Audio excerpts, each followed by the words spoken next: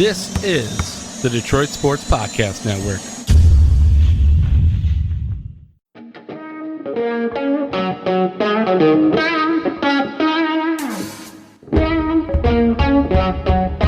The biggest icon in podcasting.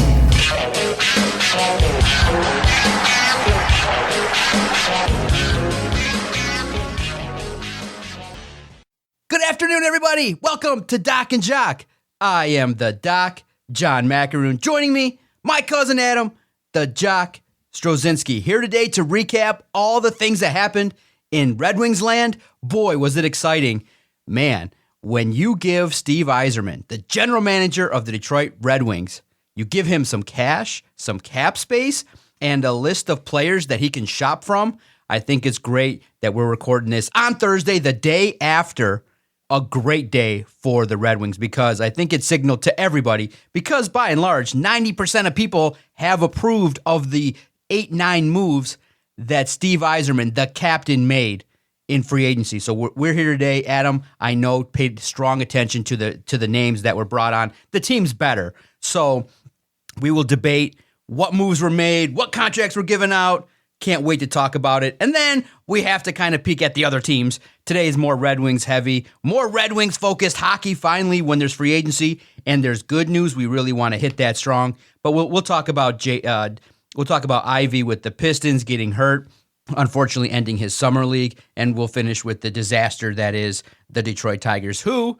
have a good week and then come right back down to earth with a disastrous last 6 games. Really highlighting, again, just how bad this team is. But let's start, cuz welcome. What a great day Wednesday was. I think finally in Detroit sports, when people were like, and we tweeted it at Detroit Podcast, we said, here we go, Yzerman's going to cook today. And then you started seeing what was happening, and you started getting wind of what was going down. What was your initial reaction to some of the names that they got? They improved the team and signaled to the hockey world that this is not a 60-point team anymore. They're taking the next step, whatever that may be. I like how we're starting with the positive today. Yes. It's nice. It's really nice. Look, if you're a Red Wings fan, I think you've been applauding for the last 2 days. I think you're excited by what Steve Yzerman has done. This was the expectation going into free agency. It was make a move, surprise us, add pieces to help build this thing out and really, really round out what you've done well in the draft and with the young prospects that are coming up and with the core that is already established. Add pieces to really help accentuate all that. And I think that's what's happened. I think that's what Steve Yzerman has done. He went out, grabbed basically 3 forwards to have a brand new second line, which is way strong, incredibly strong. Got a top tier free agent and cop. I think it was a fantastic move. Went out, added some help with the defense. That's right. And now I think you've got a guy who's going to compete in your top 4 on your defense. I think you've got another guy who's probably going to be somewhere on your second defensive pairing. He'll probably be that 4th guy for your defense. And then you've got another guy that you just picked up who's going to be a 3rd-line defender for you.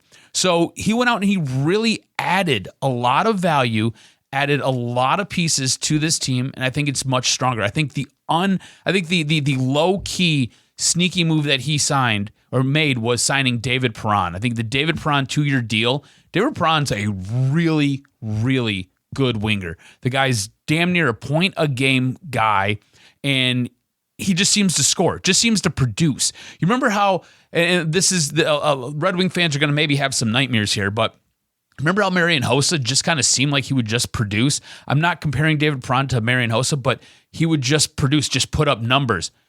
David Perron's that same guy. Just puts up numbers, and he performs in the playoffs. Absolutely performs in the playoffs. So if this team gets there, you've got some firepower. You've got some veterans who have been there, done that. You've got guys on this team now that are going to hold other guys accountable, and I think that's fantastic. Okay, let's start with and we'll go down a couple of them because a lot of the names really gravitated and caught the attention of Detroit sports fans. Let's start with Andrew Kopp from the Rangers. Obviously, a homegrown guy, someone from Michigan, someone that went to the University of Michigan, played hockey, and had success with the Rangers. Now, he's 28 years old.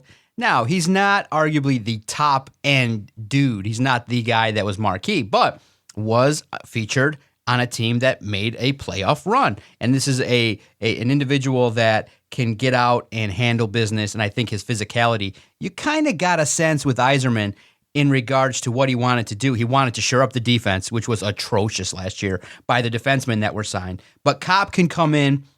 Are you okay with the 5-year deal averaging about 5.5, 5.6 average annual salary per year, about 5.5 million? 5-year deal for a 28-year-old, not widely heralded as a top performer, but somebody that is solid and could represent what you'd call a culture locker room fit that could come in and with talent around him can start to take maybe the next step in his career when the Wings are ready to put together some playoff runs. He's not Johnny Gaudreau. Like he's not that guy. That's and we'll talk about that shortly. But that's not why you're bringing him here. You're not bringing him here to be that. You're bringing him here to help solidify your second line. You're bringing him here for some of that grit, some of that nasty, the ability to score and to create, and that's why you want him here. I love this signing. I think it's great. This is a guy who you look into the crystal ball, right? And you see this team. I think we both agree this team is probably 3 years away. No. 2 years, not this season. Next season to compete for a championship. Oh, for a cup. Okay, yeah, for a championship. No, I'm expecting playoffs. I'm expecting them to be one of the final teams that get into the playoffs this year. Yes. So no. Yeah, 3-4 years. I can see that. I see competing for a championship. This is a guy who, towards the back end of this deal, will still be on this team, and he will still be giving you productive minutes. That's why I like this contract. That's why I like this. That's why I don't have a problem signing him. He'll be, by the time this contract's all said and done with, he'll be 33. He'll be just outside of his prime. It allows him to get another contract. You could maybe, if he's still performing at a high level, it's a guy you could sign to a 1 or 2 year deal if you really wanted to. I think you are going to get him in basically, you get him right in the middle of his prime, right? So you get him like towards the later half, and then he'll be just on the outside of it. So there's not going to be a dramatic drop off here. I love this signing. I thought this was a great signing. This is the guy that you went out and you basically put your whole free agency around this guy, and I love it because I like what he brings to the table. I think he's a very good hockey player. I think he's underrated by a lot of people. Okay, now you definitely highlighted the benefits of David Perron, left winger. I think that, from the success that he's had in the league, he obviously will provide some presence on a line that could potentially be really solid moving forward, like you said. Now, there was this idea. Okay, we saw the strategy from Steve Yzerman in that he wanted to kind of reshape this team a little bit and get it better for their new head coach. Obviously, it's a better team than what Jeff Blashill had. But you look at it and you say, okay, the foregone conclusion was that the top end guys were not going to be targeted, okay, like you said. But one of the players ended up signing with Columbus, left $15 million on the table. And you say, wait a minute, all the talk was that Calgary was potentially going to make a huge offer and that this person was not going to take it, that it was going to be a East Coast, go back home. It just wasn't going to fit. But you end up looking at how it shook out and you realize, wait a minute, Johnny Gaudreau ends up in Columbus in the Midwest. So if you go by that, you could say, why didn't maybe potentially Yzerman load up, maybe avoid 1 or 2 of the signings that you made? Remember, he had $30 million to play with.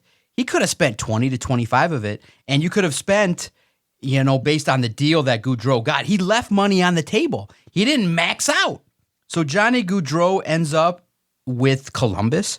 When you look at that and you say, wait a minute, if that's where he ends up, why not make an all-in push and give him $10, $11 million?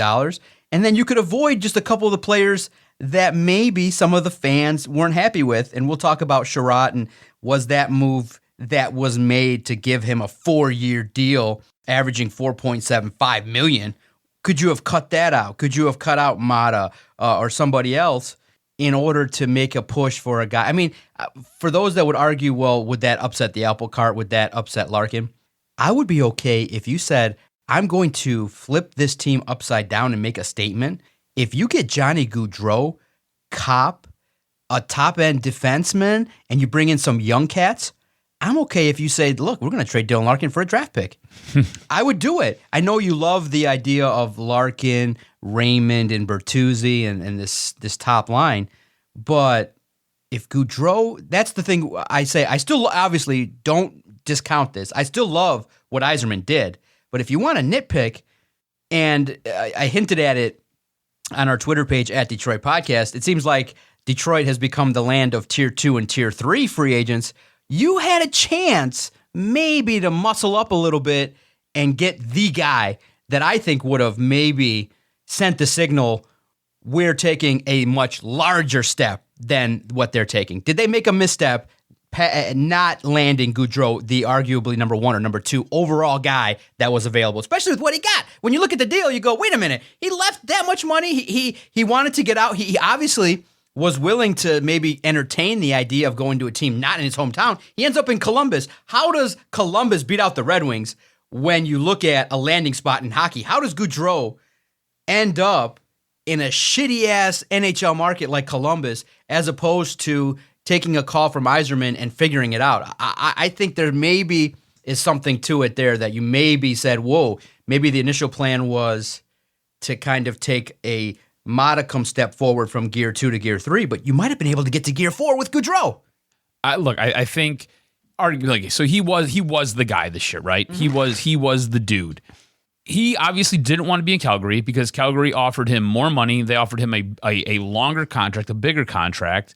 I think for Steve Yzerman, it kind of came down to the fact that maybe he wasn't willing to give him those extra 2 years. Now, you are. You were just talking about Kopp and how there might be some concerns giving him a 5-year deal.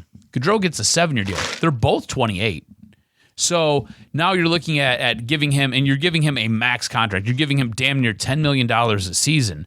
So you're going to be on the hook for at least 2 more years. And I think maybe that might have been where that rub comes in. Also, Johnny Gaudreau kind of got to pick and choose where he wanted to go because he was arguably the best guy in this free agent class. So he chose Columbus. Now, I don't know why he chose Columbus. I don't know if it was the money, if there's a hometown connection there. I'm not 100% sure. Are you sold that he's a superstar? Is he the dude? Is he worth it? Johnny Gaudreau? Yeah, I think he's got great hands. 115 points. Was that right? Speed. I mean, this is a guy who can basically turn a game on its side for you. If 100 points is huge. 115 points last year, so he stuck out. He's a beast. Yeah, so that's where I say, look, I know the teams don't want to say the phrase they're using is, and we joked about it in previous editions, we want to build the right way. But if a Goudreau's out there, and the thought process is, why didn't he end up going to New Jersey? So he's from New Jersey. He's a New Jersey kid. Why didn't he end up in New Jersey?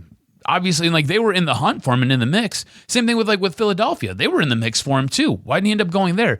For some reason, there was a reason he ended up in Columbus, and I think we'll all kind of find out as things kind of unwind here in why he picked them. I mean, maybe it was the best contract. Maybe this was totally facilitated by money. Maybe he feels like they're a strong enough team to help him win. Now, it's crazy because Calgary was one of the best teams last year. Last season, they were number 1 in their division. And still, he leaves them to go play in Columbus. I'm not sure why. I can't answer it. Should Steve Yzerman have made a push for him? Yeah, but I think Steve Yzerman kind of knew where he was going to end up and wasn't comfortable paying the guy damn near $10 million for an extra 2 years. I think what he did was he went out and he added a lot of pieces. Like Steve Yzerman's been busy during free agency. He basically added an entire new offensive line for you. You've got 3 brand new forwards that are going to start for this team day 1. He also went and he added 3 more defensemen that are going to start and contribute for this team day 1. Like, that's what he's done. That's what he's been able to do. Like, you want to talk about flipping a roster on its head. He's just added 6 guys who are going to come in and immediately contribute next season and are going to make you a stronger team. So I love what Steve Yzerman has done, and I think his mindset going into it, just kind of judging by the moves that he's made, is we have a lot of holes. We've got a lot of things that we're deficient on. If I can get some really, really good guys, maybe I don't get that superstar, but if I can get some really, really good guys who are on the cusp of star status or are stars, if I get 3 of those guys, is that better than having 1 superstar? And I would argue yes. For this team, where it's at right now, yes, absolutely. And a lot of these guys come with Stanley Cup experience. David Perron obviously won one. Oli Mata's won one. You've got Copp's been a playoff. He's a playoff guy. He has been to the playoffs a couple of times. Sherratt, I know you're not a fan of, but Sherratt's been there, done that. And I love the surrounding of Sherratt. I think it's fantastic. So I think there's a whole lot of good that he's done. He's gone out and he's grabbed some top end free agents and added them to this team. Now, he didn't get the guys. Like Johnny Gaudreau was the guy. Didn't get him. All right. But he got guys who are, like you said, maybe that next tier. They are solid NHL players who are going to come in and contribute every single game. And then you hope for the development of the guys that are going to be here. So like I said, the trend is moving way in the great direction for Steve Yzerman. And everybody came out and said, look, when Steve Yzerman calls, we definitely listen. The signing, like you said, that you're impressed with as well is Ben Sherratt. But the problem is that people said is, well, you could have avoided it because you gave him 4 years at 4.7 per, or excuse me, he gets a $19 million deal over 4 years. And 4.75 is what it breaks out to. Exactly. And you say, 31 years old, is he the guy potentially that you really needed at this point? Many people said, well, it's fine, but they were a little bit skeptical about the skill set that he brings. But he's got experience, he's got skills, and I think what people like about him is his massive size. I think when the Wings when you looked at what happened last year, they were just giving up way too many goals, and Yzerman had to sit there and watch 8-2 games. I mean, there was a stretch of time they were giving up 5 goals pretty consistently.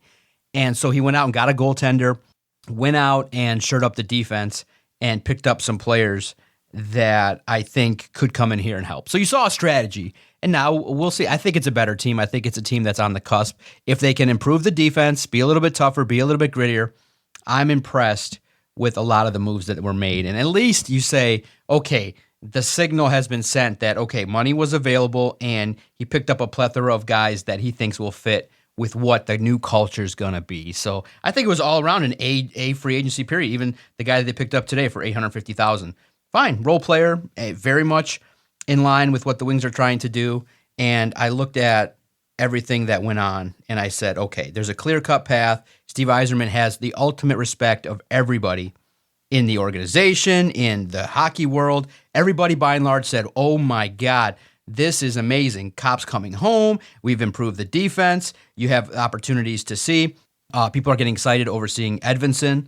So you look at it and you say, even the signing of Mark Pysyk, okay, from Buffalo, no problems. So here's the thing. This is what he's done, right? So Ben Sherratt, if you're an advanced analytics person, Ben Sherratt doesn't really show up in advanced analytics. He's more a stay-at-home defenseman. He's solid. He's a guy who you know what you're going to get with him, right? There's not a lot of up and down. He's just basically a baseline solid defender. He will probably be, when everything is said and done, he will probably be either your second or he will be your third defender when the season starts, okay? Hopefully there's some growth, there's some progression. Other guys will kind of move up, and he becomes your fourth defenseman, right? Now, Pysyk is a guy who, if you are an advanced analytics person, this guy's all over the place. He's all over the charts. He's everywhere, okay? Solid 1-year deal. It's $850,000. It's not a whole lot. He's a guy who's going to come in. He's going to compete for that 6th defender spot, maybe get the 5th defender spot. So what you've done is you've added guys who play different roles on the team, do different things, and they're going to strengthen your lineup. Ben Sherratt, whether you like it or you don't like the contract, I think having him here for 4 years is absolutely great. It's similar to the Copp deal, right? So just as you're getting good, he's helping to mentor some of the younger guys, get them coached up, and showing some of the guys who are more of a defensive stay-at-home guy how to stay at home, how to do things right, how to be accountable and be where you need to be. He's a guy who plays really good positional hockey, and like you said, he's physical. Pysyk's a guy, again, kind of all over the place. He's going to help score goals, going to help move the puck around a little bit, going to find himself in decent spots, and is going to be a guy who can help contribute. Now, that's a 1-year deal. He's just here to kind of help fill a role to get you to next year. And then same thing with Mata. Mata's another 1-year deal, right? So you've got 2 guys, and Mata's a guy who I think is probably going to be your 4th defenseman. I think when it's all said and done, Pysyk's your 6th defenseman. I think Sherratt's probably going to be your 2nd. So you've got guys here who are going to fill in on all 3 of your defensive pairings, and are going to make an immediate impact. And I think that's fantastic. Absolutely. It was exciting. I mean, everyone had it's an exciting time when free agency hits and you have money to spend. So, and Yzerman spent wisely, still has plenty of room to work with. So think about it this way, credit to him for opening up $30 million. Exactly. Think about it this way. This team outperforms all of our expectations, and they're in a place where next year at the trade deadline, they've got extra cap space, right? You can go make a move. You can go get a guy. Yep. You can bring him in, and you can really help solidify this roster and really help take it over to the next step and get it over the top. So I like where we're at. And I like now that hockey has kind of started this salary floor where you have to spend a certain amount. You don't have to hit the cap, but you can spend at the floor level, and that kind of improves the situation for all teams. Now, it's not like it was before when Ken Holland could just buy everybody. You could have had Trocheck. You could have had everybody that you wanted. You could have had every single player that you wanted on this team in one foul swoop, and Ken Holland was the beneficiary of that. Now, in a salary cap era, I think it makes it a lot more challenging, and that's why you build through the draft and you look at what you're trying to do. So it's a great time right now. I think the blessing is the winged wheel is starting to get back. And really, I think when you look at it, the fan base was dormant for a long time because of Jeff Blashill. You broomed him out, which was funny. He ends up in Tampa Bay, and you kind of do it was like you swapped. You swapped, and we got the best end of the deal. We got an assistant that is very well respected. And Steve Yzerman, really, it's good to have at least somebody in the front office where everyone understands he has an ability to kind of make moves that people understand will help the team right away. I mean, 2 lines that you instantly improve. And when you have Kopp on a second line and you realize, wow, who he can center and who he can play with. You put Kopp with Perrin. Oh, that's nice. If you're not paying attention, Red Wing fans, pay attention. That's going to be it's going to be a very good line. And line 1 has the potential to be really good. So we have to address it now. This is the key question, and one in which could be controversial, could be not. I think I've said it. If the Wings have saved the money to unload 8 years, $80 million for Larkin, I might grit my teeth a little bit because he wants, obviously, to be paid like a guy who just had an amazing 2021 season. But at the same time, how much accountability does he get for the aspect that this team was playing some of the best hockey they had played in years under Blashill in this little stretch of time before the All-Star game? And then all of a sudden, nothing really happened other than a break, and then the team fell off the map. They just forgot how to clear the puck, forgot how to possess the puck through the neutral zone, all the turnovers, all the silliness that ended up happening where you were making progress. Points were coming, wins were coming, big wins were coming. And then all of a sudden, it was like a button was pushed and everything reverted. That's leadership. That's not all Jeff Blashill's fault. A large chunk of it is because maybe he forced his way and didn't instill any confidence in anything with the team. But I don't see, at least in a salary cap era, if there's no salary cap, $880, fine, pay him, he's your captain, fine. In a cap era, if the dude's not taking a hometown deal, I'm not giving him a long-term extension. I don't see him being in the category of the likes of the people we've talked about today or the likes of an Austin Matthews, the likes of those that are at the top of the game and those that are emerging. I think he's a nice player, working to be a two-way player, but still has room for improvement. And are you going to guess or are you going to pay for what you think you're going to get from Dylan Larkin? So that's the key question now. Is he worth mega superstar money? I mean, in my opinion, no. Right. I'm in lockstep with you. Look, I don't. This is my issue. I don't appreciate Dylan Larkin. I don't appreciate necessarily what he does. I think he's a good player. I don't think he's a great player. And if he wants to get paid like a great player, you're going to have to go someplace else because I'm not doing that. I just don't see his game translating to. He's not a guy who deserves to earn what a guy like Connor McDavid earns. He's not a guy who deserves to earn what a guy like Brad Marchand earns. And I know that guy pisses a ton of people off, but he doesn't deserve that. He's not there. I would probably make the argument that a guy like Kadri, who's a free agent, I would argue that a guy like Kadri deserves to earn more money than a guy like Dylan Larkin. A guy who has produced in the playoffs, helped them win a Stanley Cup in Colorado. This is a guy who has been productive everywhere he goes. Now, that being said, he's not a true number one center, But that being said, I don't think Dylan Larkin's a true number one center either. I think he's probably better suited to be a Robin to somebody else's Batman. That's just kind of the way I feel about it. So I'm in lockstep with you. I don't think he deserves that 8-year, $8 to $10 million contract every single season. So. I'm down for 5 and 35, 7 max. 5 and 35 is what I'd be offering. You take it or leave it. Yeah. Give me that 7 range, and we can keep you around for a long time. Okay, fine. You want the extra year? Fine. We'll figure out a way to make it happen. But exactly, it's just one of those things where you could say we could find better in the draft. We could find better, but he still scored a lot of points. He still is taking those strides forward. Do you remember? What was his name? I think it was it Thomas Weiss from he was a Florida Panther, then the Wings signed him. Yeah. So when he played on Stephen Florida, Weiss. Stephen Weiss. Thank you, Stephen Weiss. I don't know why Thomas. Stephen Weiss. When he played for the Florida Panthers, he was a goal scorer. The guy would score 20 goals every single season. Like he was put the puck in the net. He was the best player on a bad team. He had to score points because nobody else was scoring points. Like, it just happens. There's always on a bad team, there's always a guy who looks really, really good because he scores all the points. Well, it's a really shit team, so somebody's going to do it. On a really bad team, Dylan Larkin is, yes, he's the best player. And a lot of line with Raymond and Bertuzzi helps. Exactly. And like I think both those guys are better than him. And I think that he benefits from playing with them. Now that being said, it goes conversely, but I think those two guys are better players than he is for different reasons. They play different styles of game, but I think they're better than he is. Absolutely. So, good news for the Red Wings moving forward. Expectations now are starting to grow a little bit in terms of what this team could do. Obviously, the next step is I think people are tapering their expectations in regards to the playoffs, but they want to see at least more competitiveness for longer periods of time, deeper into the season, not be irrelevant like they did when they fell off.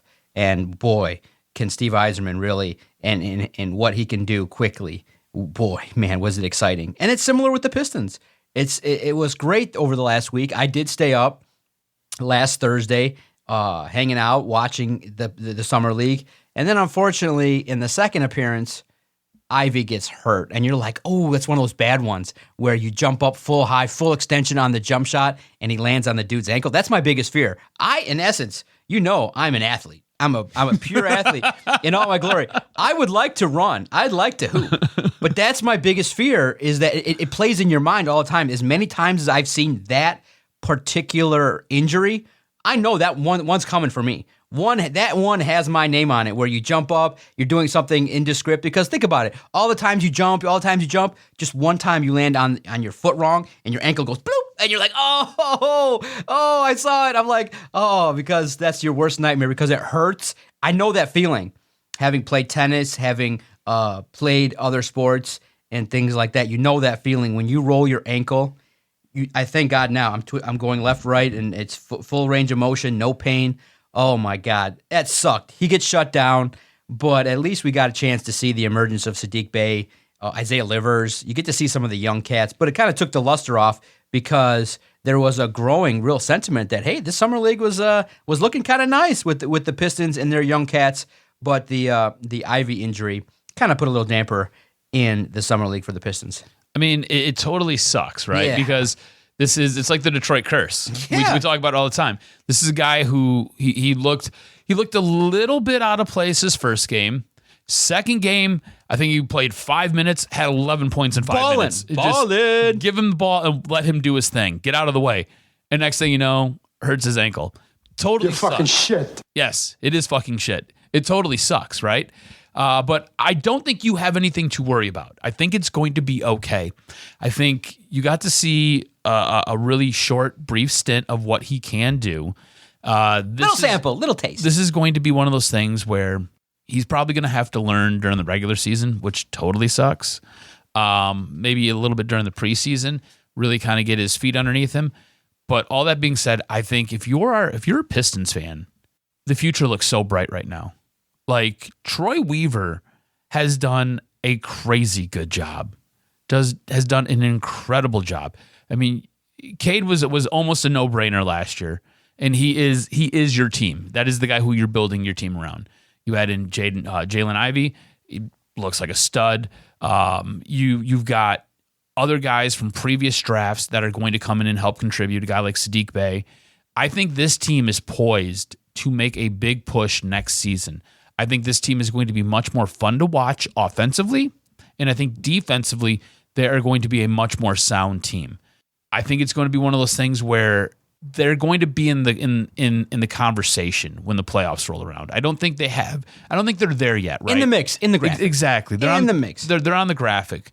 I don't know if they're going to be a team that's going to actually make the playoffs, though, but I think this is going to be a team when we get late in the season, they're going to be up there, and if they do miss, it'll be by a game, maybe two. But guess what?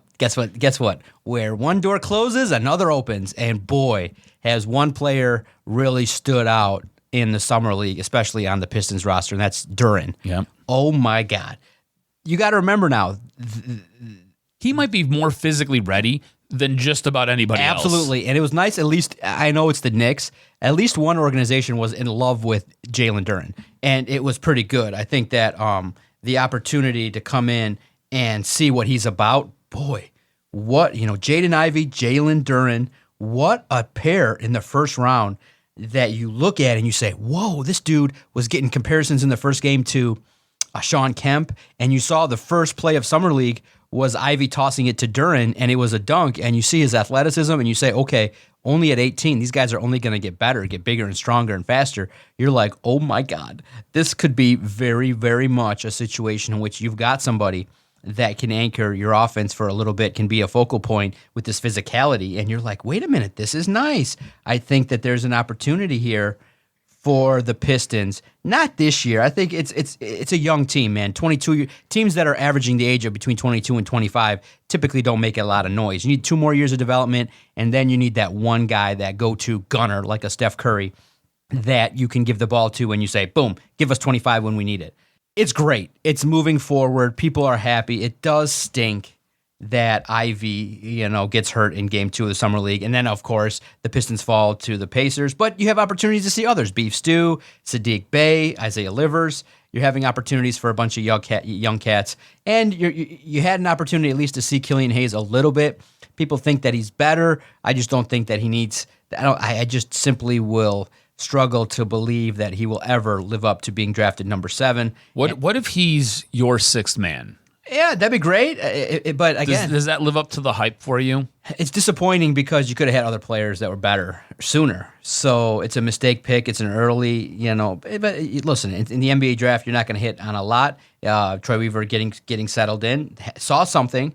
I just don't know if that's ever going to pan out. I think if Killian Hayes rounds out and everything works out the way you hope it does, and best case scenario, he's your 6th man, I think you have a home run there. I think it sucks because he was, 7th overall? So I think that sucks. But the fact that you're able to get the production out of him, of a 6th man, I think that says a ton. This is a guy who you can count on to go in, get you some offensive buckets, a guy who you can put in, possibly help out, make a defensive stop. If you can get a guy who's going to turn around and give you, 20, 27 minutes every game as your first guy off the bench, I think you take that. I think you'll run with that. It's not what you want. It's not ideal, but I think you'll take it and you'll run with it, and I think it'll be okay.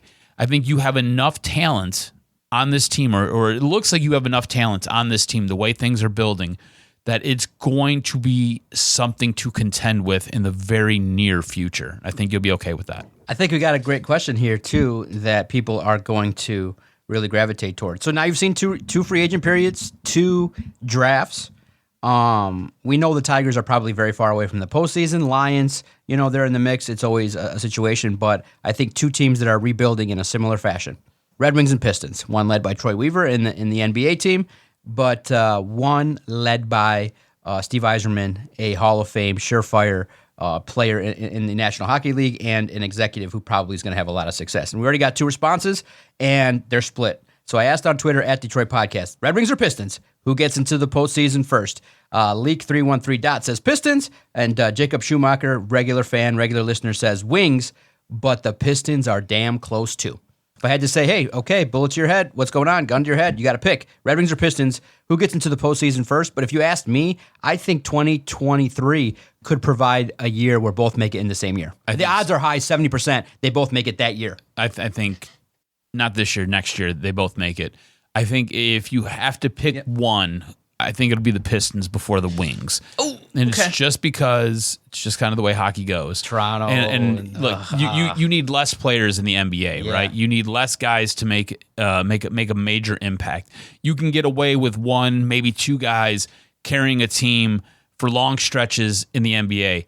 You can't really do that in the NHL. You need a couple of guys to help carry a team because you really your shift is anywhere from 30 seconds to 75 seconds.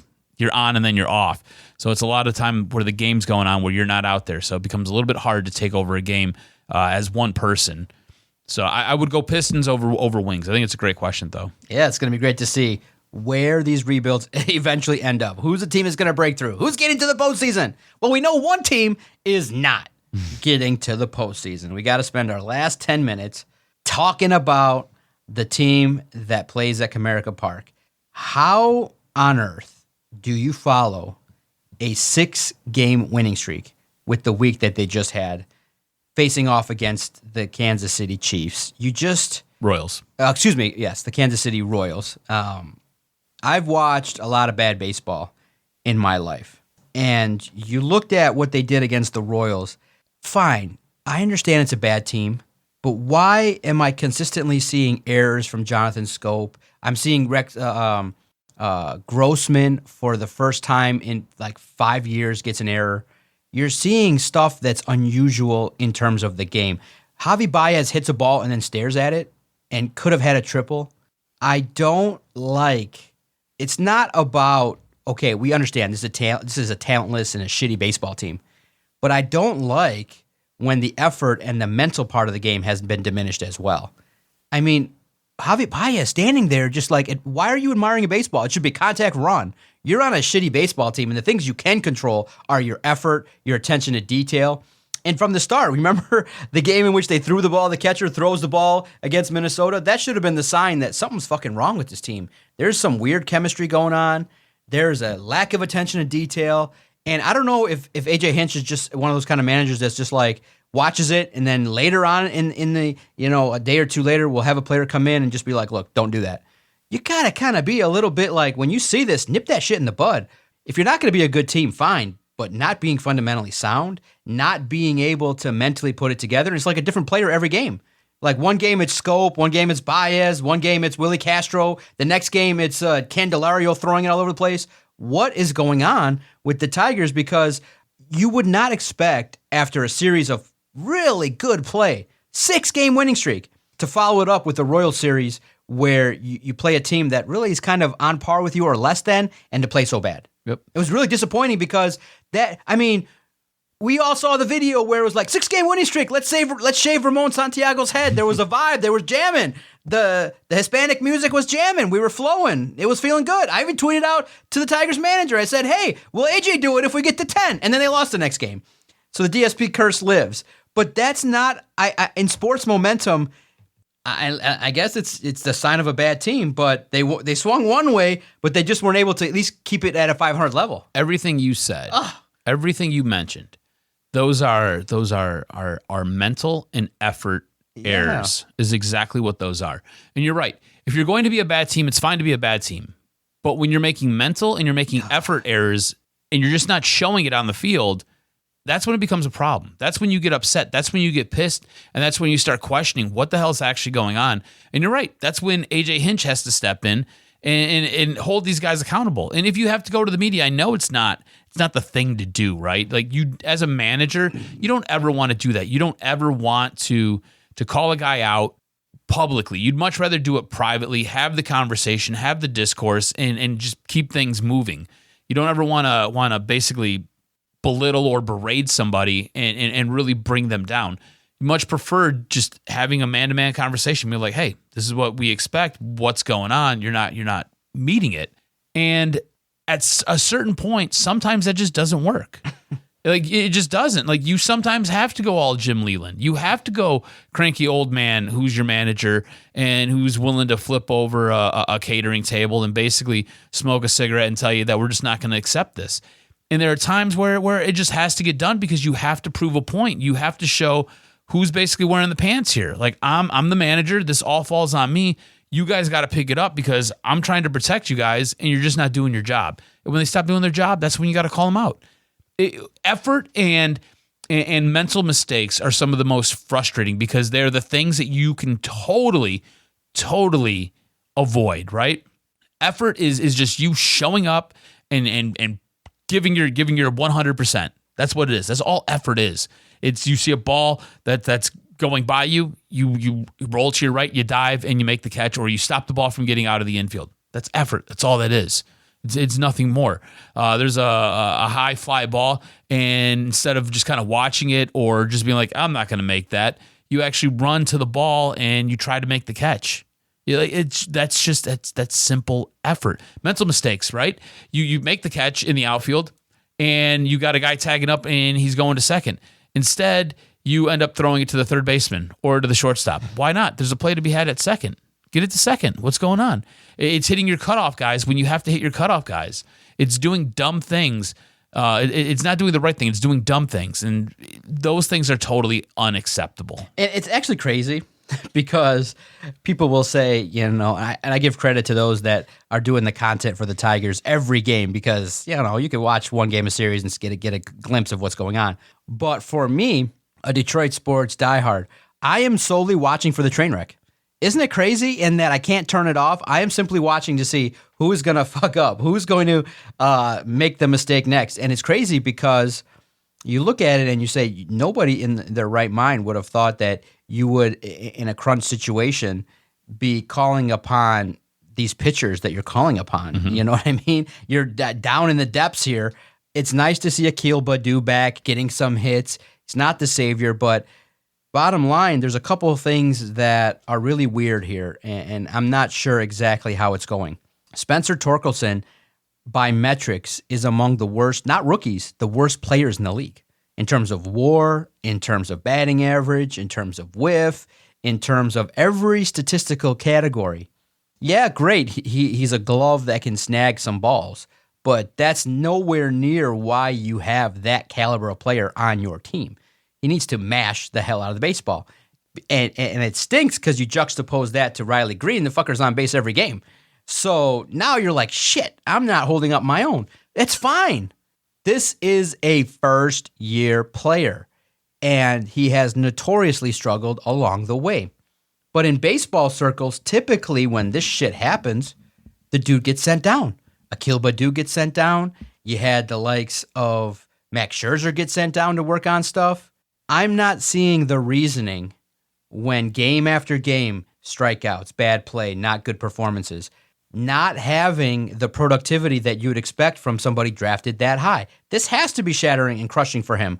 Why has he not been sent down? What is the deal? Are they just waiting for the All-Star break? Are they going to just say, we don't want to shatter his confidence? Because in the end, if one send down in a Major League Baseball career shatters you, you don't want that dude anyway. But Torkelson's play has been real, and the treatment of Torkelson has been among the biggest indictments I have of this Tigers team. Almost handling with kick gloves, right? Why? It makes no sense. You can look Read as that far. spot. You can look as far as a guy like Max Scherzer. Max Scherzer got sent down multiple times, and each time he bounced back, and he was a better pitcher for it. You get to work on things slower, and you're not facing major league talent. Get a couple home runs off some guys that are 30 that are still scuffling. And look, some of his problem is at the plate, right? It's a big issue. It's a big issue at the plate. So go down, work on your swing, help refocus your eye, and get that feeling back. Because throughout training camp, he was basically the prize, right? He was supposed to be really, really good. Everything was supposed to be fine. Well, somewhere along the lines, the wheels have fallen off. So now you have to take your car back in, and you got to get it tuned up. So send him down to the minors for a little bit. Send him down for a couple weeks. Let him work on a couple of things. It's frustrating because you do have a guy who you could technically play in the field in Miguel Cabrera. Defensively, I know he's not great. I know he's not fantastic, but it's not like he forgot how to play that position. It's not like he doesn't have any experience playing that position. On top of that, you got other guys who can play that position on this team. I just don't understand why. What makes Spencer Torkelson so untouchable that he can't go down? He can't go down and work on a couple of things. Yeah. I would think going up to the plate, striking out 4 and 5 times a night, I would feel like that would ruin my confidence more than me going down and working on a couple of things and getting things right. And then one last note here, I think something that hit our radar that was a little bit unusual, especially because we're all a victim of recency bias. Gregory Soto's last performance wasn't great. Yeah. Yet he's the Tigers All-Star because every team is allotted one All-Star, and Miguel Cabrera is not the team representative. He was a special selection from the league. So that also allocates that somebody else from the Tigers would end up being the All-Star. Now, I see, and we've talked about it offline and off-air, that you thought maybe it would be Tariq Skubal. I would say absolutely not. To start the year, He's been scuffling. I would give the nod to the likes of somebody in that bullpen, Fulmer, somebody that has been consistently getting outs and that kind of has been on the ascension through the last couple weeks. Because what's the best part of the Tigers? The one silver lining is from the seventh inning on, they've locked it down. Unfortunately, the weakness of that group has been Soto. The crazy part is he's now become an individual that is like a roller coaster in that he's all over the place, and he cost the Tigers recently. And that's a crazy situation in that it's kind of like a nod that people get that maybe is not worthy. Gregory Soto is fine. He's got a big arm, but he's not an all-star. He's not playing at an all-star caliber where you'd say, okay, this is the representative. I know the joke has been put Riley Green in there because of what he's done, but it's just too soon. And he's come back down to earth a little bit. He's not hitting at a 350 clip anymore. He's kind of started to dip a little bit as teams figure out how to pitch around him. And that's naturally going to be the case. But I think the bullpen should have got the nod because they performed really well, especially being the fact that the starters have just been, at times, giving them nothing to work with. I mean, Faedo went up there after a couple of starts and just now has completely fallen off. Skubal is somebody that is scuffling, like you said, and I think the nod probably should have gone to Michael Fulmer. And maybe now, 5 year later, I remember the episode where we talked about Fulmer, maybe at the trade deadline, and maybe next week we'll talk about it. Maybe now, in the teardown period or in the manner in which you try to improve this team, because there is no way in hell that the roster that we see now is the roster that finishes this year. No. It can't. You have to just, whether you call it buy, sell, whether you call it improving the team, trading one bum out for a little bit better bum, you better figure out a way to unravel this shit because Al Avila, even though nobody, the funny part was, you remember when the narrative on Wednesday was, oh my God, Steve Yzerman called. How amazing is that? If you're a major league player and you're like, oh my God, Al Avila wants me, you're like, oh fuck, I must suck. Itzhak Paredes 13 home runs and Austin Meadows has got 2 Achilles issues and COVID and vertigo and this and that and between the ears problem. Good Lord, if you're a major league player and you're on a team and you're realizing, oh my God, Al Avila wants you must be like, fuck, my career's over. But to be honest, bottom line, this team has to change in a lot of ways. And it sucks because nobody in their mama is confident that Al Avila is going to lead it right. Everybody, it's going to be a shit show. Everybody that comes in is going to be looked at with cross-eyed like, oh shit, Al Avila liked you? You must blow. It sucks. Yeah. It's all bad.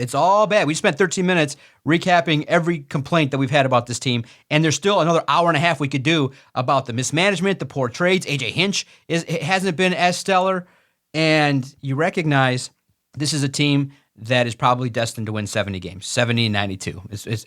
Hopefully. Maybe get to 70 might be a stretch. 70, 92. It's really weird because when we were talking, I did say Tariq Skubal, but he just had another bad performance, and down the stretch here, he looks like he needs a little bit of a break. So I don't know who you should select as this team's all-star representative. I don't think it should be Gregory Soto. Like, this is a guy who, has he really been put in any high leverage situations? Like, I feel like this entire season for this team is a non-high leverage situation. So I don't know why he gets the nod. Yeah, he's got 18 saves, and yeah, he's pitched okay, but I just don't understand. To me, it doesn't make sense. More to your point, though, I did want to find a way to work this in, but we can maybe save it and table it for next week because you brought it up. Al Avila is going to have another trade deadline.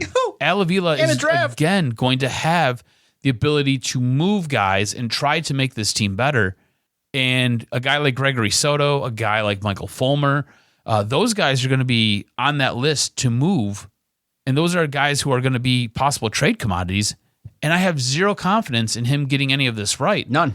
And it's frustrating as a Tigers fan because, again, going into this year, there were some expectations. We all had a lot of hype going into this year.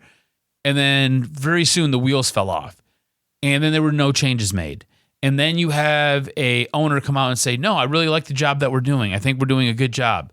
And there have been numerous outlets that have basically come out and bashed what Al Avila has done. Start to finish, top to bottom. It's done. It has the feel of something coming to an end. And I wouldn't be surprised if he was fired. Does he survive the All-Star break?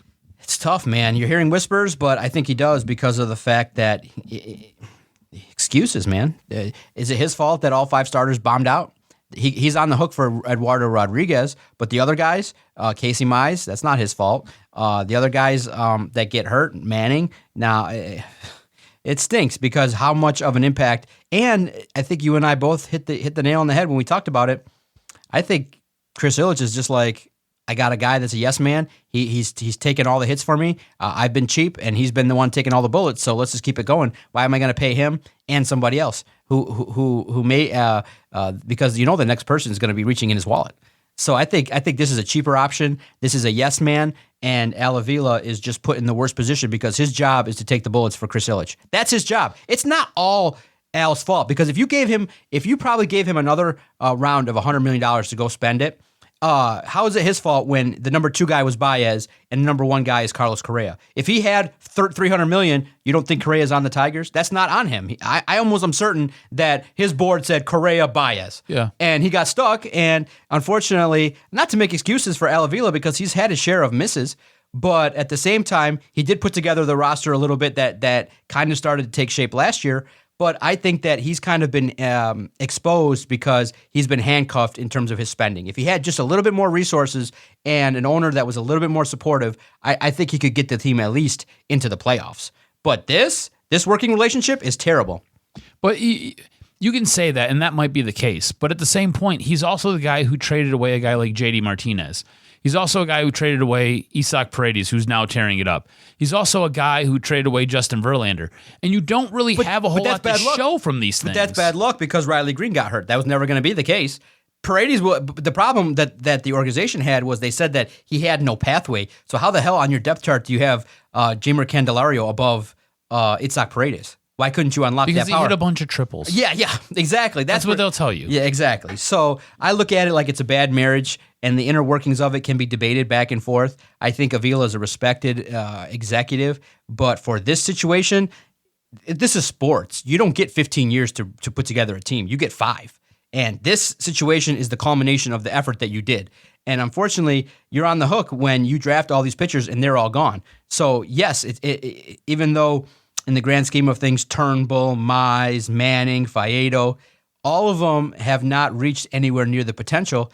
And you're also, with the bad luck, facing a guy that's got 13 home runs versus the guy that you traded for got 0, and he's out of the lineup. So you're facing all the negatives that are, you don't have any pluses other than Riley Green. But anybody and their mama would have said, this guy can hit. You can see it. So you don't get a lot of credit because you're drafting high, and you can see, obviously, this guy has talent. So the issue is, where are the guys in the 5th, 6th, 7th, 8th, 9th round that come in and say, okay, where are the top 100? Every team in baseball, because if you look, Yankees, Red Sox, teams, Dodgers, they all have minimum 4 or 5 guys in the top 100 in their prospects. So they're finding healthy ways to restock what they have so they can go out and get. Because how are they getting all these big players? The formula was provided to us by Dave Dombrowski. He did the thing where he picked up power arms and then flipped them for guys that were good. Al Avila took the guys that you had and flipped them for guys that were worse.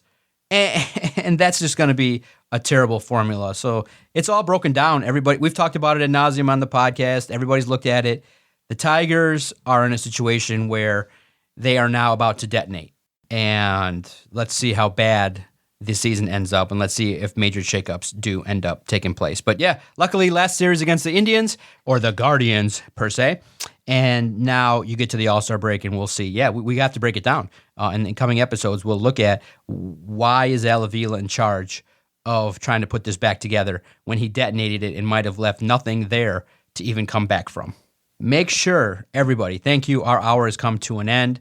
Make sure you follow Adam on Twitter at AdamRSTROZ. Follow the network at Detroit Podcast. Get in the mix. May read your comments here live on our podcast. Anywhere you listen to your favorite broadcast, type in Detroit Sports Podcast, and you'll find us, baby. Anywhere you listen to podcasts, whether it be Spotify, Google Play, the App Store, the Apple, anywhere at all, DetroitSportsPodcast.com.